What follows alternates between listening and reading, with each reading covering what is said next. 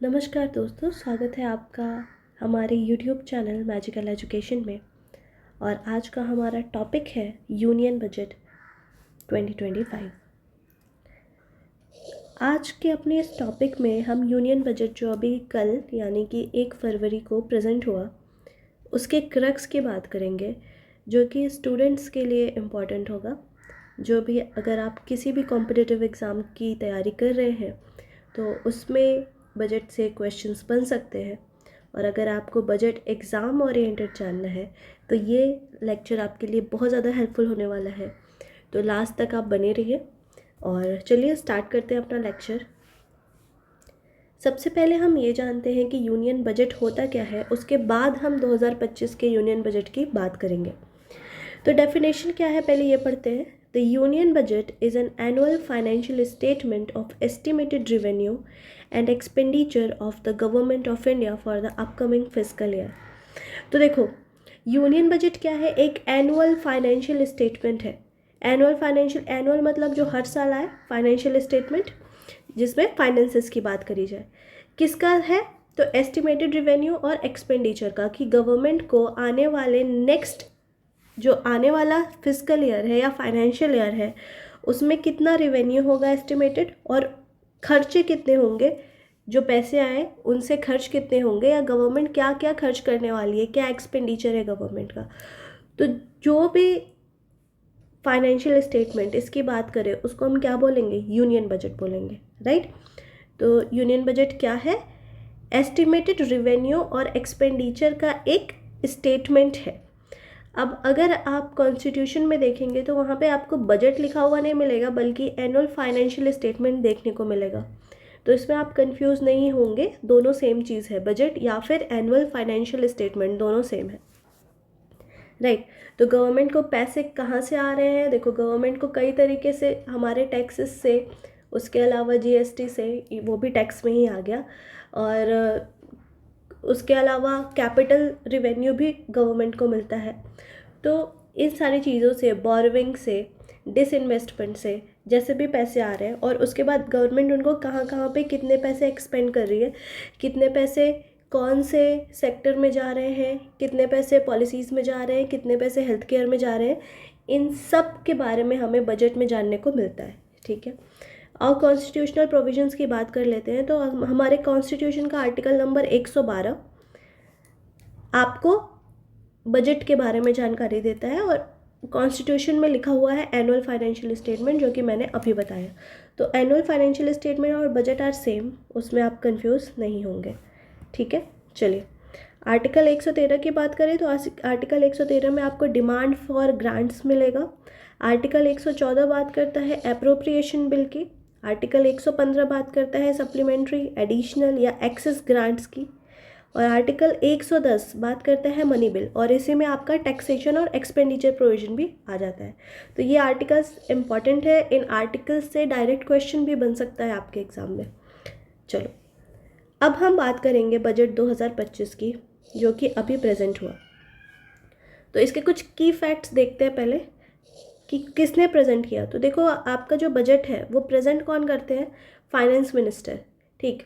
और इस time finance minister कौन है इंडिया के? निर्मला सीतारमन। तो निर्मला सीतारमन ने प्रेजेंट किया बजट, और ये इनका छठा बजट है, मतलब 6 साल से लगातार ये फाइनेंस मिनिस्टर है, तो ये इनका छठा बजट है जो इन्होंने प्रेजेंट किया, राइट। 6th consecutive budget. कब प्रेजेंट हुआ बजट? तो फरवरी 1 2025 को। हर साल 1 फरवरी को बजट प्रेजेंट होता है। वो अभी हम बजट की जब टाइमलाइन देखेंगे तो उस पर बात करेंगे। तो हमारा 2025 का बजट 1 फरवरी 2025 को प्रेजेंट हुआ। कहाँ प्रेजेंट हुआ? तो लोकसभा में। ये बात ध्यान रखना कि कहाँ प्रेजेंट होता है? लोकसभा में। 2025 वाला कहाँ हुआ? लोकसभा में। थीम क्या है? इंक्लूसिव ग्रोथ और इकोनॉमिक स्टेबिलिटी। इस थीम पे हमारा पूरा बजट है। डॉक्यूमेंट्स क्या हैं बजट के? तो पहले तो एनुअल फाइनेंशियल स्टेटमेंट, बजट, उसके साथ फाइनेंस बिल और डिमांड फॉर ग्रांट्स। अब प्रोसेस की बात करते हैं, यानी कौन बनाता है। तो देखो, ये मैनेज किया जाता है डिपार्टमेंट ऑफ इकोनॉमिक अफेयर्स यानी डिपार्टमेंट ऑफ इकोनॉमिक अफेयर्स जो है वो पूरे बजट मेकिंग प्रोसेस को मैनेज करती है। और ये किसके अंदर आता है, तो ये मिनिस्ट्री ऑफ फाइनेंस के अंदर ही आता है, डिपार्टमेंट ऑफ इकोनॉमिक अफेयर्स।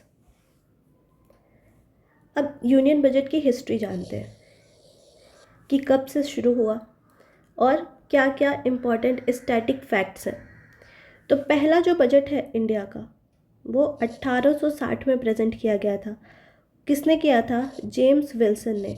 और 1860 है यानी उस टाइम ब्रिटिश रूल था, तो ब्रिटिश रूल में पहला बजट प्रेजेंट हुआ, किसने किया, जेम्स विल्सन ने। आपको बस ये याद रखने की ज़रूरत है कि कब हुआ था, तो 1860 में। उसके बाद इंडिया को इंडिपेंडेंस मिलती है 1947 26 जनवरी को। तो 26 जनवरी 1947 के बाद, सॉरी मैं क्या बोल रही हूँ, 15 अगस्त 1947, 15 अगस्त 1947 को इंडिया को इंडिपेंडेंस मिली। उसके बाद नवंबर 26 को पहला बजट आता है इंडिपेंडेंट इंडिया का। किसने प्रेजेंट किया था, तो R.K. शनमुखम चेट्टी ने। लॉन्गेस्ट बजट स्पीच की बात करें तो ये निर्मला सीतारमन का ही है। 2020 वाले बजट में इनकी जो स्पीच थी वो 2 घंटे 42 मिनट की स्पीच थी, तो ये लॉन्गेस्ट बजट स्पीच है। फिर पेपरलेस बजट आने लगा। पहले पेपर पे बजट प्रिंटेड था, अब पेपरलेस बजट स्टार्ट हो गया है। कब से स्टार्ट हुआ, 2021 से। तो अब किस पे आता है बजट, तो यूनियन बजट ऐप पर। ठीक है, चलिए अब हम बात करेंगे टैक्स रिफॉर्म्स की, कि क्या क्या टैक्स रिफॉर्म्स किए गए, कुछ स्टैटिक फैक्ट्स भी जानेंगे और 2025 में क्या चेंजेस आए ये भी देखेंगे। तो पहले टाइप्स देखते हैं। 2 टाइप के टैक्सेस होते हैं हमारे यहाँ, डायरेक्ट और इनडायरेक्ट। डायरेक्ट टैक्स वो टैक्स होता है जो हमसे गवर्नमेंट डायरेक्टली लेती है, जैसे इनकम टैक्स। आपका कुछ इनकम है, आप उस पर टैक्स दे रहे हैं। कॉरपोरेट भी अपने प्रॉफिट पे टैक्स देता है, तो कॉरपोरेट टैक्स। अब कुछ टैक्सेस इनडायरेक्ट होते हैं जो हम डायरेक्टली गवर्नमेंट को पे नहीं करते, जैसे GST। हम कोई सामान खरीदते हैं, उस पर टैक्स एडेड होता है, वो हमने डायरेक्ट गवर्नमेंट को पे नहीं किया, बल्कि हमने सामान खरीदा और उस पर हमने टैक्स दिया, तो GST is an indirect tax, same as custom duty और एक्साइज ड्यूटी।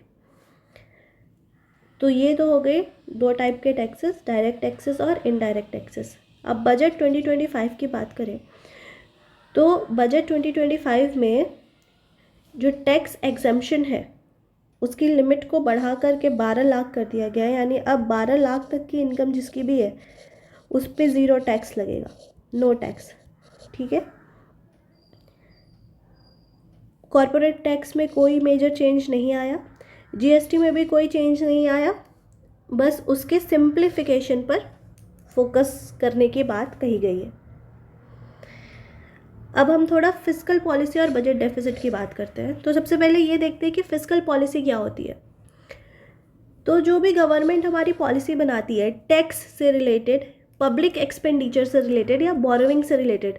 देखो, टैक्सेशन यानी वो indirect tax, direct tax, tax के स्लैब्स, कितना इनकम टैक्स पे करना पड़ेगा, या GST कितने % लग रही है किस चीज़ पर, GST के क्या क्या स्लैब्स हैं, ये सब टैक्सेशन के अंदर आ गया। पब्लिक एक्सपेंडिचर यानी गवर्नमेंट क्या एक्सपेंड कर रही है पब्लिक वेलफेयर के लिए, और साथ ही साथ बोरोइंग कि गवर्नमेंट को कितने पैसे लेने पड़ रहे हैं बाहर से अपने एक्सपेंडिचर को कंप्लीट करने के लिए।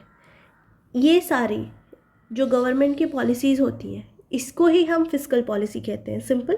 तो टैक्सेशन, पब्लिक एक्सपेंडिचर और बोरोइंग से related policy is fiscal policy. ठीक, फिस्कल डेफिसिट क्या होता है, तो टोटल रिवेन्यू और टोटल एक्सपेंडिचर के बीच का जो डिफरेंस होता है वो फिस्कल डेफिसिट होता है। जैसे एक छोटा सा एग्जांपल लो कि गवर्नमेंट को रिवेन्यू हुआ 100 रुपये का, ठीक, टैक्स और सारी चीज़ों से मिला के 100 रुपये का गवर्नमेंट को क्या हुआ, रिवेन्यू मिला। ठीक, एक्सपेंडिचर यानी जब एक्सपेंडिचर की बात हुई तो वो 120 रुपये का एस्टिमेट आ रहा है, तो दोनों का डिफरेंस कितना है, लगभग 20 रुपये हो गए। ये रिवेन्यू है और ये एक्सपेंडिचर है, तो ये जो 20 रुपये है ना, यही फिस्कल डेफिसिट है। तो ये गवर्नमेंट कैसे पूरा करेगी, बोरोइंग के थ्रू। गवर्नमेंट बोरो करेगी कहीं से पैसे और उसके बाद अपने डेफिसिट को पूरा करेगी, तो इसी को फिस्कल डेफिसिट कहते हैं। ठीक है, बजट 2025 के फिस्कल हाइलाइट्स की बात करें तो फिस्कल डेफिसिट का जो टारगेट है 2025-26 के लिए वो 4.4% ऑफ जीडीपी रखा गया है कि जीडीपी के 4.4% तक ही फिस्कल डेफिसिट पर जाएंगे, उससे ज़्यादा नहीं करेंगे। और करंट जीडीपी ग्रोथ की बात की जाए तो प्रोजेक्शन है कि 6.3 से 6.8% तक जीडीपी ग्रोथ होगी। अब एग्रीकल्चर और रूरल डेवलपमेंट के लिए क्या है हमारे बजट में?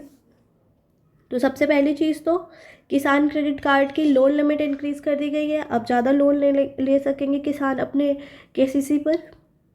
स्मार्ट इरिगेशन और प्रिसीजन फार्मिंग इनिशिएटिव्स के लिए कुछ फंड्स एलोकेट किए गए हैं। रूरल इंफ्रास्ट्रक्चर के लिए फंड्स एलोकेट किए गए हैं, जैसे कि रोड्स बनाना, कोल्ड स्टोरेज पे इन्वेस्टमेंट करना और गांव में डिजिटल कनेक्टिविटी ले आना। एजुकेशन और स्किल डेवलपमेंट की बात करें तो अटल टिंकरिंग लैब एक्सपेंशन की बात की गई है, जिसमें 50,000 स्कूलों को इनोवेशन लैब्स देने की बात की गई है कि अभी 50,000 और स्कूलों में अटल टिंकरिंग लैब्स बनाए जाएंगे for obviously research and education. 10,000 नए मेडिकल सीट्स बढ़ाने की बात की गई है मेडिकल कॉलेजेस में। और नेशनल डिजिटल यूनिवर्सिटी की भी बात हुई है हायर एजुकेशन बढ़ाने के लिए। नेक्स्ट पॉइंट है हमारा इंफ्रास्ट्रक्चर और मैन्युफैक्चरिंग। तो इंफ्रास्ट्रक्चर पे गवर्नमेंट कितना एक्सपेंड करने वाली है बजट के अकॉर्डिंग? तो देखो, ये जो इंफ्रास्ट्रक्चर वगैरह पे जैसे रोड बनाना, रेलवेज, इन चीज़ों पे जो एक्सपेंस होता है ना, उसको हम कहते हैं कैपिटल एक्सपेंडिचर। ठीक है, तो ये कैपिटल एक्सपेंडिचर कुल 11 लाख करोड़ रुपए का किया जाएगा। किसके लिए? रोड्स, रेलवेज और एनर्जी प्रोजेक्ट्स के लिए 11 लाख करोड़ रुपए एलोकेट किए गए हैं। उसके अलावा जो प्रोडक्शन लिंक्ड इंसेंटिव स्कीम्स होती हैं, जिनको हम PLI स्कीम्स भी कहते हैं, उनका भी एक्सपेंशन किया जाएगा। और इसके साथ ही स्मार्ट सिटी मिशन जो चल रहा है उसका भी एक्सपेंशन होगा, यानी इन तीनों पे ध्यान दिया जाएगा इंफ्रास्ट्रक्चर के अंतर्गत। हेल्थ और सोशल वेलफेयर की बात करें तो कुछ एसेंशियल मेडिसिन्स जिसकी ज़्यादा ज़रूरत पड़ती है, जो बहुत ज़्यादा एसेंशियल है, उनको ड्यूटी फ्री कर दिया गया ताकि हेल्थ केयर का कॉस्ट क्या हो जाए, कम हो जाए। आयुष्मान भारत स्कीम का एक्सपेंशन करने की बात कही गई है। और साथ ही साथ विमेन और चाइल्ड वेलफेयर प्रोग्राम के लिए एलोकेशन किया गया है। अब क्या रिएक्शंस रहे अलग अलग सेक्टर के बजट पे, वो देख लेते हैं। तो स्टॉक मार्केट का ये रिस्पांस था कि बैंकिंग और IIT सेक्टर को बूम मिला, उन्होंने गेन किया। इंडस्ट्रीज़ का मिक्स्ड रिएक्शन था। ग्लोबल पर्सपेक्टिव से बात करें तो ये जो हमारा बजट है उसको ग्रोथ ओरिएंटेड बजट की तरह देखा जा रहा है। चैलेंजेस क्या होंगे? तो चैलेंज होगा सबसे बड़ा तो इन्फ्लेशन को कंट्रोल करना, और इन्फ्लेशन को कंट्रोल करने के साथ ही इकोनॉमी को भी बूस्ट देना, यानी ग्रोथ को बूस्ट करना, कि कैसे इन्फ्लेशन को कंट्रोल करने के साथ हम इकोनॉमिक ग्रोथ कर सकते हैं। फिस्कल डिसिप्लिन मेंटेन करना। स्पेंडिंग तो होगी ही ऑब्वियसली, अगर गवर्नमेंट वेलफेयर प्रोग्राम्स चलाएगी तो स्पेंडिंग करना पड़ेगा, लेकिन डेफिसिट को मैनेज करना, इसको हम फिस्कल डिसिप्लिन कहते हैं। तो ये एक चैलेंज हो सकता है। अनएम्प्लॉयमेंट इशू एक बड़ा कंसर्न है, क्योंकि हमें और जॉब्स चाहिए, तो मोर जॉब क्रिएशन पॉलिसीज़ लाने की चैलेंज है। बजट टाइमलाइन की बात करते हैं, यानी इंडिया में बजट का क्या प्रोसेस होता है। तो अभी मैं एग्जांपल में ये 2025 वाले बजट की बात करती हूँ। तो अगर 2025 1 फरवरी 2025 को बजट पार्लियामेंट में प्रेजेंट किया गया, तो 2024 अगस्त सितंबर 2024 में ही प्री बजट कंसल्टेशन होता है। हमेशा अगस्त और सितंबर में प्री बजट कंसल्टेशन होता है। फिर उसके बाद अक्टूबर से दिसंबर में मिनिस्ट्री ऑफ फाइनेंस क्या करती है? बजट एस्टीमेट प्रिपेयर करना शुरू करती है। दिसंबर में इन्होंने बजट एस्टीमेट प्रिपेयर किया। फिर जनवरी यानी 31 जनवरी को इकोनॉमिक सर्वे प्रेजेंट किया जाता है, यानी बजट के एक दिन पहले इकोनॉमिक सर्वे प्रेजेंट किया जाता है। तो इकोनॉमिक सर्वे प्रेजेंट होगा, फिर एक दिन बाद यानी फरवरी 1 को फाइनेंस मिनिस्टर जो है वो यूनियन बजट प्रेजेंट करेंगी। देन फरवरी और मार्च, ये जो टाइम है ये पार्लियामेंट लेती है। क्यों लेती है? तो इस पे बजट पे डिबेट्स होते हैं, उसके बाद अप्रूवल मिलेगा बजट को।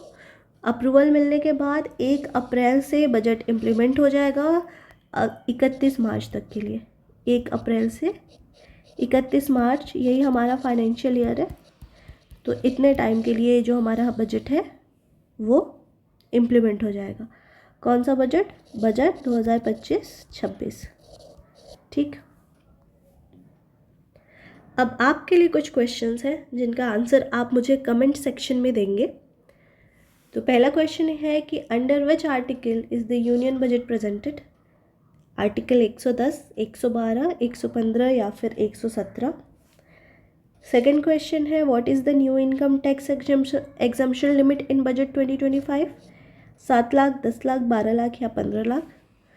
Third question is what is physical deficit target for financial year 25-26? ये परसेंटेज ऑफ जीडीपी है, ये बात ध्यान रखना, ठीक है। 5.5%, 4.4%, 6.8% और 3.9%। और चौथा क्वेश्चन है आपका कि which sector benefit the most from budget, यानी किस सेक्टर को सबसे ज़्यादा बेनिफिट मिला हमारे बजट 2025 से। इन सारे क्वेश्चन के आंसर आपको लेक्चर में मिल जाएंगे, तो लेक्चर को ध्यान से सुनना एंड देन इन क्वेश्चन का आंसर करना। Thank you very much for watching the video. अगर आपको कोई स्पेसिफिक टॉपिक के बारे में पढ़ना है तो आप मुझे कमेंट सेक्शन में बता सकते हैं, मैं आपको उस टॉपिक पर वीडियो प्रोवाइड करूँगी। मिलते हैं नेक्स्ट लेक्चर में, तब तक के लिए बाय बाय।